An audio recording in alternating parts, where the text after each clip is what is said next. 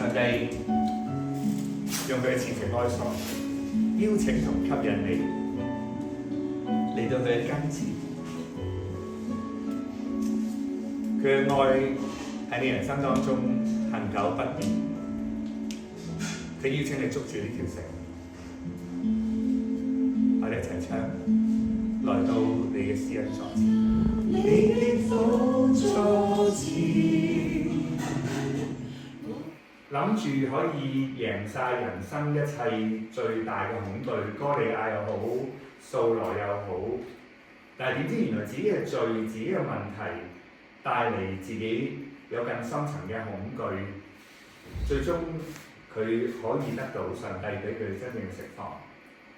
以利亞覺得為上帝做好咗好多嘢，點解個世界同身邊嘅人硬係同佢作對，好似連上帝都特登要俾佢咁辛苦一樣？但係最終上帝話：你唔孤單。彼得相信咧，係咁多個當中咧，我覺得佢嘅痛苦係好真實嘅。點解？因為之前嗰4個咧冇真正面對面同上帝喺佢隔離咁親密。前4個同上帝都好親密㗎，摩西同上帝面對面，不過我相信一定唔及彼得咁幸福。因為上帝以人嘅形象同佢相處咗3年，又叫佢撒網打魚，跟住網都裂埋，嚇到佢傻晒，叫上帝叫耶穌話：唔該你走啦，我係一個罪人嚟㗎。但係耶穌偏偏喺佢知道自己係罪人嘅開始，就話你要得人而得義。咁多個3年嘅最勁嘅經歷。登山變像，彼得係3個最 close 嘅門徒，有份帶佢上山。耶穌喺海上面行走，佢哋第一個問係咪主你？我可唔可以過嚟？耶穌話：啱啦，我冇話邊個唔得，你話肯嚟啊嘛，我就俾你喺水上面行。係佢親身經歷過，起碼第一步係行到嘅，跟住見到風浪先至沉落去。不過偏偏最勁嗰個，連耶穌被捉拿嘅時候會割咗祭司僕人嘅耳嗰個，耶穌當面咁樣話彼得：撒但退我後邊去吧。點解嗰個最 close 最勁嗰個會被耶穌稱呼為撒但嘅？因為大家都知道佢呢個3次唔認主嘅經歷，同佢之前 promise 耶穌話：就算我與你同死，我都會同你一齊。點解偏偏係經歷過咁多推到咁高嘅時候，又一嘢咁抌到落去最低？呢個低處應該人生冇第二個低處。你同我試過出賣同傷害好多人，但係你試過出賣同傷害上帝未？我相信呢個低處應該冇人得夠你更低。但係點解偏偏喺呢度，當耶穌復活嘅時候，彼得去到最低嘅時候，先至問你愛唔愛我，同埋先至將最大嘅使命俾佢。我哋好唔明，睇咩經文？其實當時就係上帝話預備，耶穌話我就嚟被賣㗎，你哋個個都要跌倒，冇得幸免。軟弱跌倒係好正常，我哋驚，我哋甚至驚到個位做錯咗啲決定。同我哋嘅信仰不符，同我哋嘅信仰違背一啲真理都好，我哋跌倒係一啲好正常嘅事。我哋都想好似彼得咁，唔會嘅，上帝我哋唔會跌倒嘅。呢個係好真實嘅一個心嚟嘅，其實唔係唔好嘅。不過最明我哋嗰個邊個，永遠都係上帝。彼得話：我一定同你同死都唔會唔認你。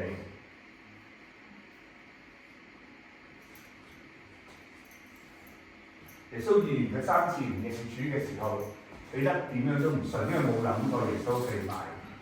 但係喺外面原始當耶穌被受審嘅時候，侍女3次問你係同耶穌一齊，佢3次都話我唔知你講乜。第2次就話我起誓話我唔識嗰個人。第三次唔單止，我仲要發咒起誓話，我一定唔識嗰個人。即係彼得永遠都係去到好盡嘅。我就算為你死，我都唔會唔認你。喺呢邊可以去到好盡，但係當佢呢邊去到盡嘅，我哋每一個通常我哋都一揈就揈咗去另一邊去到好盡，去到唔認耶穌嗰種盡，就係可以發咒起誓都唔認。你諗下一個點樣嘅經驗？上帝冇逼佢，上帝甚至冇俾一啲好苦嘅佢，但係佢嗰種上帝話我要為你死，佢接受唔到，佢嗰種唔係嬲上帝或者唔係覺得耶穌唔好，但係耶穌點解係咁？咁啊唔係我期望你會俾我好多幸福快樂，俾我贏，俾我喺呢個世界得到我期望嘅嘢。點解最後你同我哋一班門徒嘅結局係俾人捉，甚至你將要死？佢接受唔到，佢嗰種痛苦、嗰種否定係將耶穌同佢3年日子，甚至佢自己跟從耶穌嘅一切嘅心志諗法，都一鋪過。清晒台，全部都推翻晒。但係正正就係推翻嗰一刻，佢諗起耶穌要演佢3次唔認佢嗰種極大嘅痛苦，好得意嘅。即係點解上帝要讓彼得去到呢個生命最深層嘅極大痛苦嘅時候，就係耶穌上十架嘅 moment。就係耶穌為我哋復活勝過罪同死亡嘅 moment， 就係呢個復活帶嚟俾所有門徒預備天國正式展開。乜天國正式展開唔係一啲 victory 嘅一啲好興奮嘅？唔知記唔記得2次大戰咧有幅好出名嘅幅喺美國紐約嘅圖畫，就係一個好似士兵攬住個女仔錫嗰啲嘢，係咪？就係嗰種興奮嘅 moment 啊！無論你英國又好嚇，無論當時喺波蘭嘅邊境集中營又好，所有嗰啲美國嗰啲軍車嗰啲坦克咁樣經過，啲猶太人衝出嚟就喺度慶祝。乜唔係嗰種和平、嗰種光明、嗰種展開，就係嗰種興奮慶祝？點解天國開始之前嗰個 moment 就係彼得呢個人生命被破碎一個冇可能再低嘅局面？但係好有趣，喺呢個時候就發生最重要嘅一啲彼得蛻變嘅轉捩點。佢嗰個揀其實唔係好長嘅啫，其實同耶穌一樣，嗰晚被捕，嗰晚受死，第二朝受死就係極點。咁佢嘅揀最都係耶穌復活之後，同好多門徒顯現，最後喺提比利亞海洋福音呢度出現。所以佢嗰個揀咧，其實大約係唔夠40日。不過呢唔夠40日嘅日子對彼得嚟講度日如年。如果你肥咗某份功課，或者肥咗某個 placement， 或者你失敗咗某啲嘢，要你重新再開始過，哪管只係幾個月、半年、1年，其實真係好辛苦。如果你做過一份工或者一個 major 係令你好懷疑係咪應該行呢條路，又或者你揾緊工等咗幾年一路都未有，等咗1年一路都未有，嗰幾個月嗰1年好似唔係好長，但係只有你先最明嗰段短短嘅日子度日如年，嗰種痛苦，嗰種屈住，嗰種完全唔知仲有冇希望，嗰種唔知我再衝翻出去嘅時候，會唔會比上一鑊死得再大鑊啲？其實好辛苦㗎。彼得就係喺咁嘅情況底下，預備面對咁奇妙嘅生命轉化、突破、蛻變嘅過程。哇！好似就係初呼召佢哋嗰班人，彼得就話：做咩好做啫？自己嘅信仰、自己同神嘅關係、自己對自己嘅自我肯定同認同，都落到去0分再低嘅負分。過3年幾算啦，幾得意喎，3年好似同大家做一個 first degree 一樣。畢業嗰嘢原來唔係畢業，係話俾你聽，你讀嚟都戇居，全部都一場夢，幫唔到你，換唔翻你人生所期望。推翻晒嗰3年，翻去好似冇見過耶穌，遇過耶穌嘅原點。嗰一刻唔係淨係因為冇嘢好做，不如去打下魚。嗰刻唔係肚餓，不如去打下魚，係推翻晒自己整個人生。今日的我打倒晒昨日的我哋翻去打魚，係一個咁樣嘅感受，去與呢個主相遇。佢唔理嗰個船，佢唔理啲門徒幾辛苦，唔幫啊，執咩嘢啊？洗咩碗啊？耶穌突然間話：而家喺度出現，乜都等低晒，就跳出去㗎。不過唔知點解人哋出上嘅外衣，同埋呢個查經查好耐都唔知嘅。但係佢應該係個衝動。但係今次我覺得就係你同我認真讀經嘅時候，彼得咁多次衝動嘅，令你最感動，同埋令你最明佢點樣諗清楚。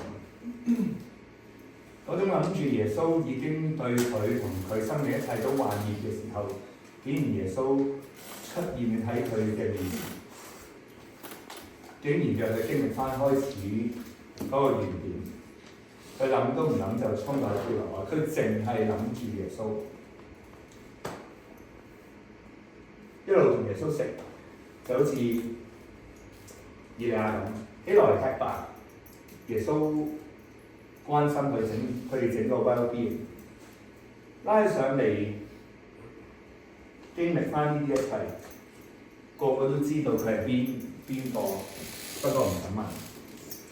食完嘅時候咁點啊？先至係精彩對話開始。耶穌3次咁問一個你同我喺好多經歷裏邊已經破碎嘅我，